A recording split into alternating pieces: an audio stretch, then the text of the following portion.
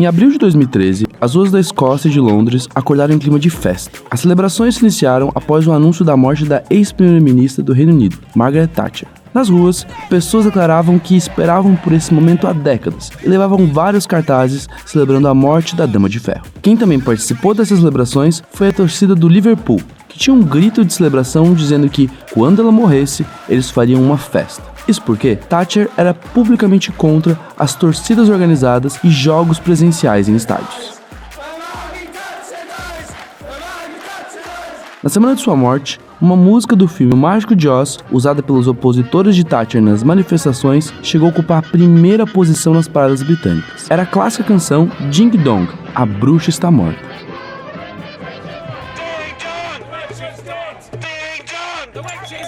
Mas nas ruas também haviam apoiadores. O cortejo fúnebre da ex-mandatária contou com presenças ilustres, como a própria Rainha Elizabeth e de milhares de pessoas que foram prestar suas últimas homenagens àquela que tinha sido a primeira mulher a comandar o governo britânico. Mas o que explica Thatcher ser tão amada por uns, tão odiada por outros? No vídeo de hoje, a Politize te conta a verdadeira história de uma das figuras mais polêmicas da política internacional. Margaret Thatcher nasceu em 13 de outubro de 1925 no Reino Unido e foi a primeira mulher a ocupar e permanecer por 3 mandatos no cargo de primeira-ministra da Grã-Bretanha. Filha de Alfred Roberts, comerciante e prefeito da cidade, e de Beatrice Stephenson, Thatcher desde cedo nutriu seu interesse pela vida política. Em 1943, dedicou-se à graduação em Química na Universidade de Oxford e se tornou imediatamente ativa na política, sendo uma das primeiras mulheres presidentes da Associação Conservadora Universitária. Ali, foi influenciada por Friedrich Hayek, Winston Churchill e Milton Friedman, autores que defendiam o liberalismo econômico e condenavam a intervenção do Estado na economia. Depois de se formar em 1947, ela trabalhou por 4 anos como química pesquisadora. No entanto, já no início da década de 1950, ela largou a profissão e passou a atuar como advogada especializada em direito tributário, de onde daria o seu pulo definitivo para a política. Thatcher concorreu pela primeira vez a uma vaga no parlamento britânico pelo Partido Conservador em 1950 e 1951, mas não obteve sucesso. Ela só conseguiu se eleger como membro do parlamento em 1959, se tornando a pessoa mais jovem a conquistar um assento na casa. Poucos anos depois, Thatcher serviu como secretária parlamentar no Ministério das Pensões e Seguros Nacionais e depois como secretária de Estado da Educação e Ciência entre 1970 e 1974, no governo conservador de Edward Heath, onde surgiria sua primeira grande polêmica na vida pública, o corte de leite. Tudo começou depois da Segunda Guerra Mundial, quando a subnutrição se alastrou no Reino Unido. Dessa forma, o governo desenvolveu uma política pública para fornecer leite gratuito para crianças e gestantes. Nas escolas, crianças de até 11 anos recebiam leite de graça. No entanto, alegando cortes nos gastos públicos, Margaret Thatcher cortou o fornecimento de leite para crianças acima de 7 anos. Isso provocou uma tempestade de controvérsias e muita impopularidade, levando os opositores a insultarem com gritos de Thatcher, a ladra de leite. Influenciada por autores que teorizavam o liberalismo econômico, Thatcher mantinha uma postura ultraliberal que apostava na desregulamentação do mercado e da economia, na redução dos gastos públicos e na privatização. Esses princípios seguiram com ela durante toda a sua carreira política e guiaram inclusive essa sua polêmica decisão. Depois que Edward Heath perdeu 2 eleições sucessivas em 1974, Thatcher, com apoio da direita conservadora, foi eleita líder do partido em fevereiro de 1975, assumindo a liderança da oposição no parlamento. Nessa época, a Grã-Bretanha enfrentava as maiores taxas de inflação e desemprego da Europa, com um crescimento econômico bastante baixo. Foi também nesse período, durante o inverno de 1978 e 1979, que aconteceu uma série de greves dos poderosos sindicatos britânicos ainda sob o governo do Partido Trabalhista. Foi nesse cenário de conturbação e descontentamento que, em maio de 1979, após a realização das eleições gerais para o parlamento, Margaret Thatcher foi eleita primeira-ministra, prometendo transformar a economia britânica através de medidas liberais. Thatcher defendia uma maior independência do indivíduo em relação ao Estado. Durante sua gestão, ela implementou uma política de austeridade que apostava na desregulamentação do mercado, na redução dos investimentos estatais, na diminuição dos encargos e direitos trabalhistas e na privatização de bens e serviços. Essa sua forma de governar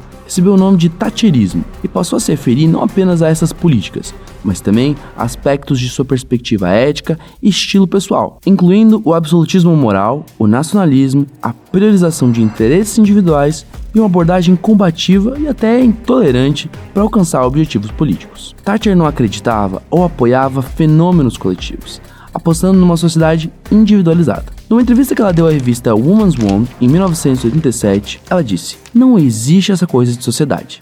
Existem indivíduos, homens e mulheres, e existem as famílias." Essa sua postura política lhe rendeu o apelido de Dama de Ferro, que foi concedido por um jornal soviético em 1976.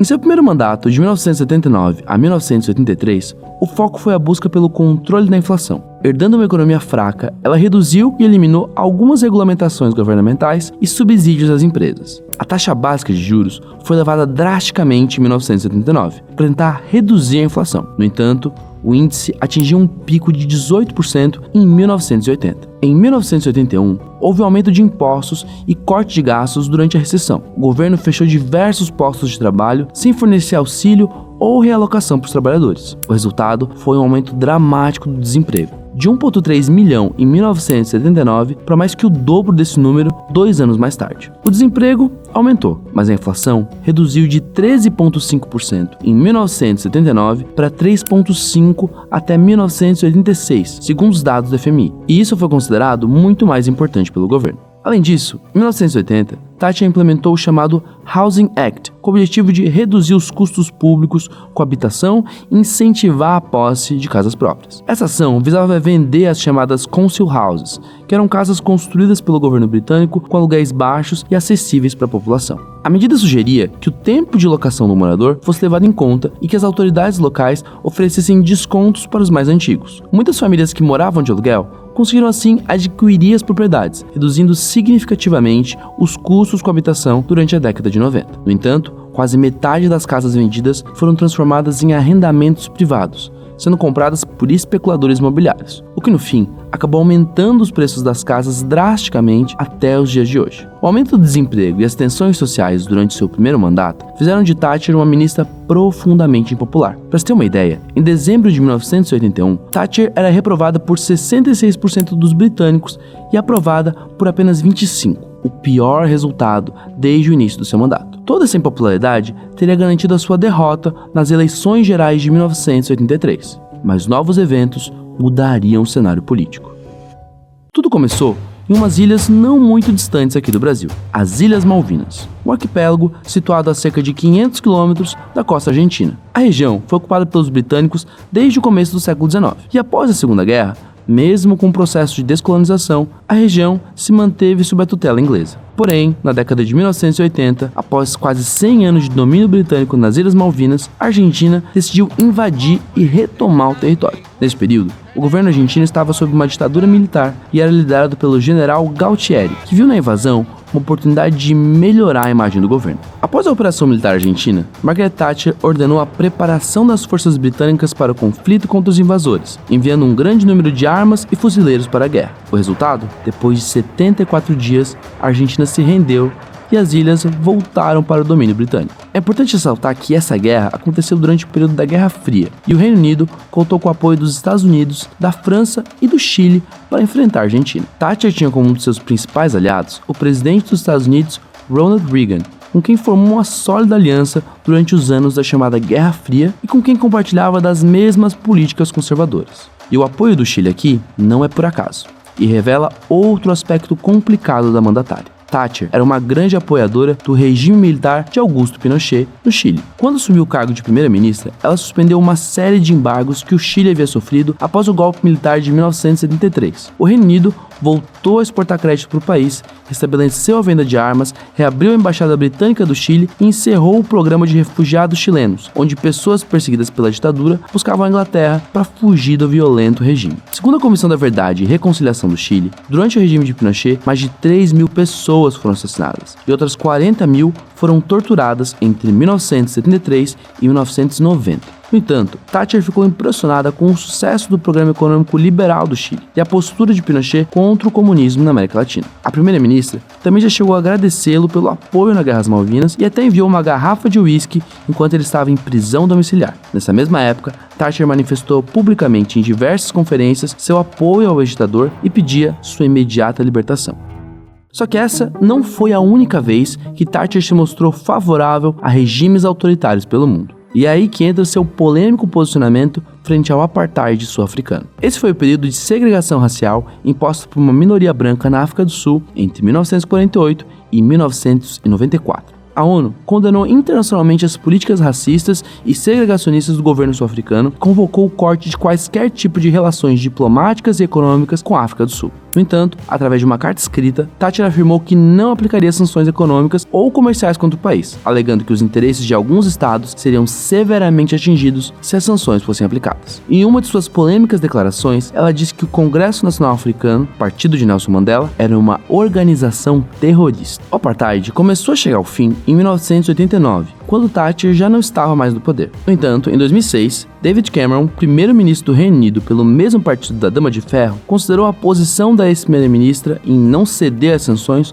como um erro. Com a Guerra das Malvinas, Thatcher foi capaz de reverter seus números de aprovação e garantir sua reeleição em 1983. E foi no seu segundo mandato que vieram dois momentos marcantes: a privatização de empresas estatais e a greve dos mineradores. Thatcher é bastante associada à queda da indústria do aço e do carvão. Isso porque, segundo alguns economistas, seu governo foi decisivo para a desindustrialização definitiva do Reino Unido. Alegando a necessidade de recuperação das indústrias, Thatcher embarcou num ambicioso programa de privatização do setor. Assim, ativos estatais foram vendidos e muitas pessoas compraram ações e investiram nas empresas e nos serviços recém-privatizados, o que movimentou o mercado financeiro e reduziu a participação do Estado em uma série de serviços considerados estratégicos. Isso tudo nos leva à greve dos mineiros em 1984. Com as jazidas esgotando, outras alternativas de combustíveis fósseis disponíveis e um alto custo da mão de obra, o governo Thatcher começou a mudar suas políticas para a indústria carvoeira. Logo, alegaram que ela era ineficiente e improdutiva, o que levou ao anúncio do fechamento de 20 minas de carvão. Imediatamente, em 5 de março de 1984, o Sindicato dos Mineiros iniciou uma greve nacional para impedir o encerramento das minas e proteger o movimento sindical. Os sindicatos eram uma instituição ainda extremamente poderosa e organizada, o que influenciava as ações do governo britânico nas tomadas de decisão.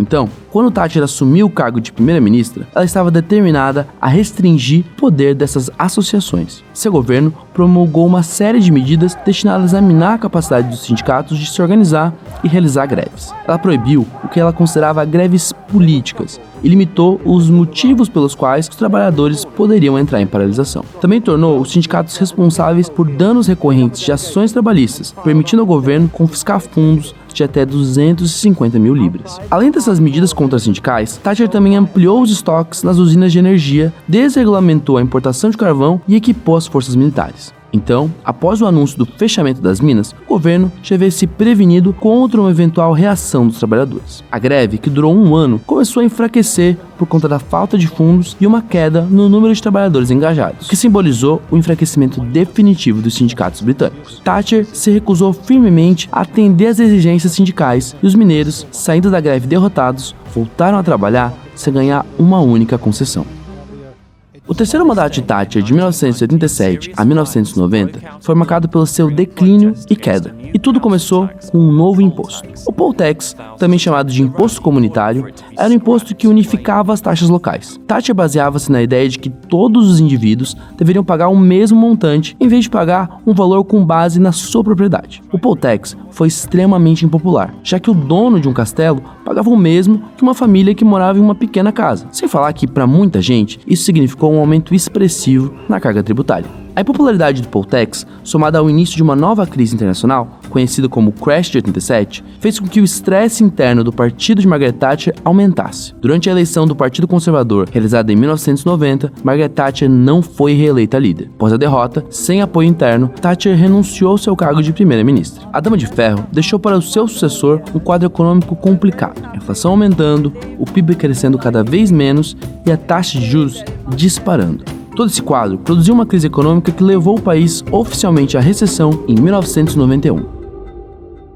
O governo de Margaret Thatcher rende discussões e críticas até os dias de hoje. Afinal, seria ela uma heroína ou uma vilã? Por um lado, Thatcher de fato teve um certo sucesso na condução da economia. Ela movimentou o mercado de ações e tornou o Reino Unido um centro financeiro de investimentos. Para seus simpatizantes, é fato que ela reduziu o tamanho do Estado e a influência dos sindicatos, e até restaurou a força britânica no mundo. Seus apoiadores alegam que durante seu governo conservador, milhares de britânicos conseguiram comprar casas populares e ações de empresas recém-privatizadas, fazendo com que o número de acionistas individuais triplicasse no final dos anos 1980. Seus apoiadores falam também que as novas políticas monetárias fizeram do centro financeiro de Londres um dos mais vibrantes e bem-sucedidos do mundo, o que corrobora com a ideia de que Thatcher foi uma espécie de salvadora econômica e uma modernizadora. Para seus críticos, no entanto, Thatcher foi uma política que colocou o livre mercado acima de tudo e deixou que parte da população pagasse o preço por suas iniciativas neoliberais, como os cortes de gastos e serviços públicos e a ausência de suporte com a população mais pobre.